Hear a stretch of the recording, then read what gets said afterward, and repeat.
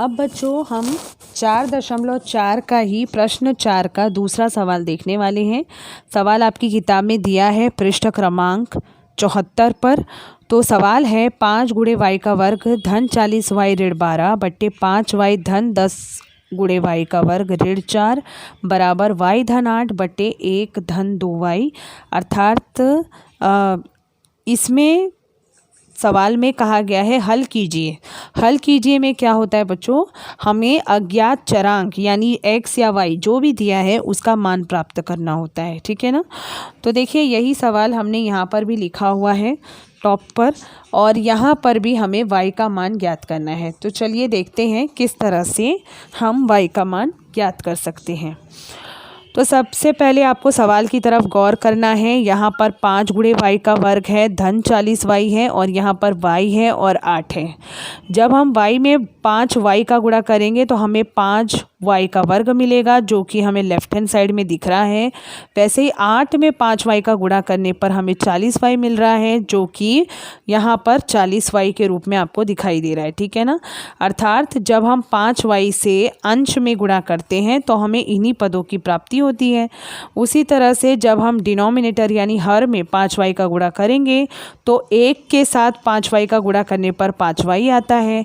Left hand side में देखिए 5 Y दिखाई दे रहा है। उसी तरह से 5 वाई का गुणा जब 2 वाई के साथ होगा तो हमें 10 गुणे वाई का वर्ग इतना ही प्राप्त होगा। इसका अर्थ है हम यहाँ पर दाहिनी तरफ यानी दाएं पक्ष में किससे गुणा करने वाले हैं, 5 वाई से गुणा करने वाले हैं। तो देखिए बायां पक्ष समान यहाँ पर उतारा जा रहा है, जो कि पहले से सवाल में दिया है।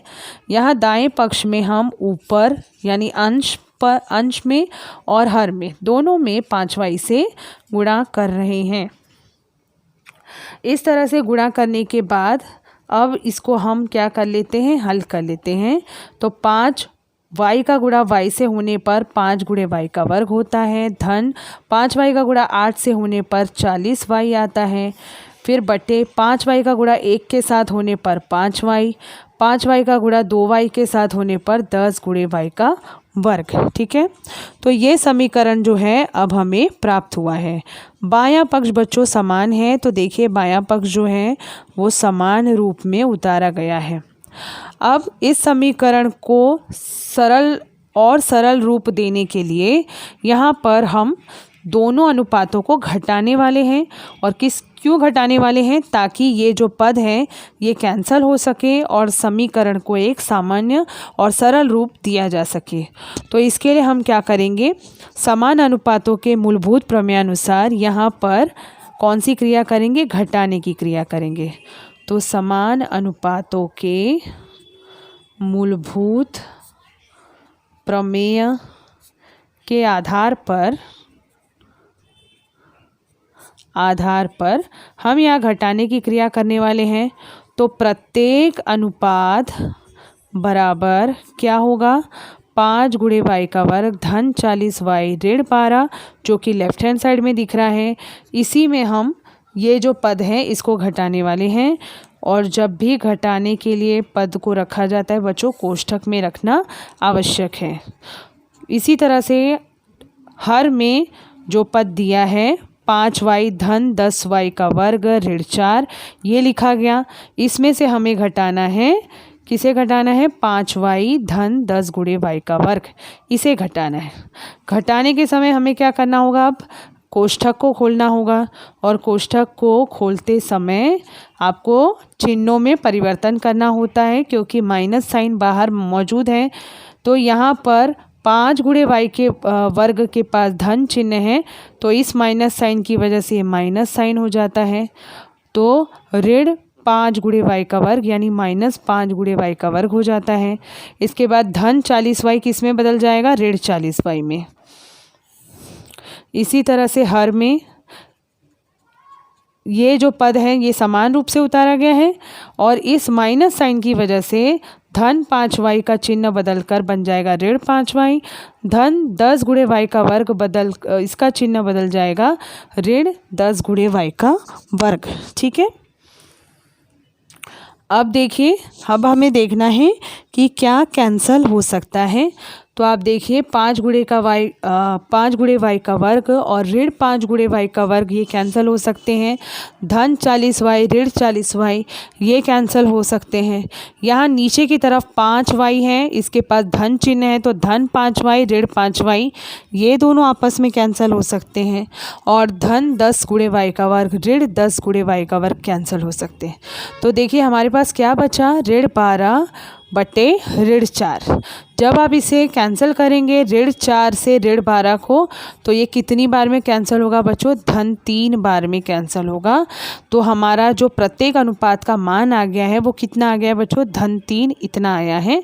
यानी केवल 3 भी लिखा जा सकता है, तो 3 आया है। ठीक है, अब क्योंकि प्रत्येक अनुपात का मान 3 आया है तो इसका अर्थ है कि ये जो 3 मान हैं ये आप इस अनुपात के बराबर में भी रख सकते हैं, यानी इस अनुपात का मान भी आप 3 के रूप में ले सकते हैं, इस अनुपात का मान भी आप 3 के रूप में ले सकते हैं।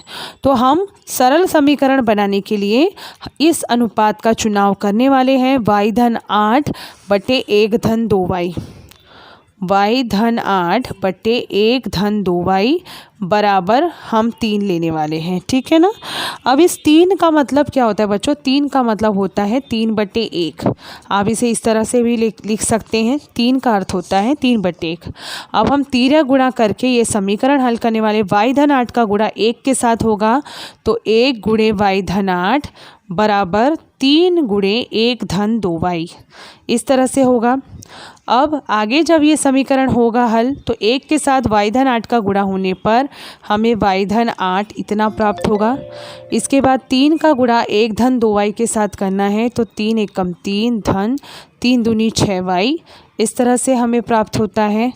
ठीक है, अब हमें पक्षांतरण करना होगा, y का पक्षांतरण दाईं तरफ और 3 का पक्षांतरण बाईं तरफ। तो 8 ऋण 3 और 6y ऋण y, 8 में से 3 गए तो 5 होता है, 6y में से 1y गए तो 5y होता है। ठीक है, अब y का मान निकालना है तो y का मान निकालने के लिए 5 का पक्षांतरण करना होगा, यानी 5 बटे 5, और ये कैंसिल होने के बाद बच्चों कितना आएगा, 1। इसका अर्थ ये हुआ कि y का मान कितना प्राप्त हुआ है, हमें 1 इतना प्राप्त हुआ है। y का मान कितना प्राप्त हुआ है, 1 इतना प्राप्त हुआ है। तो इस तरह से हमने समीकरण को हल कर लिया है और हमें समीकरण में हल के रूप में 1 यह मान प्राप्त हुआ है। तो अंत में आपको स्टेटमेंट लिखना होगा, दिए गए समीकरण का हल 1 है। दिए गए समीकरण का हल 1 है, इस प्रकार से आपको लिखना होगा। ठीक है।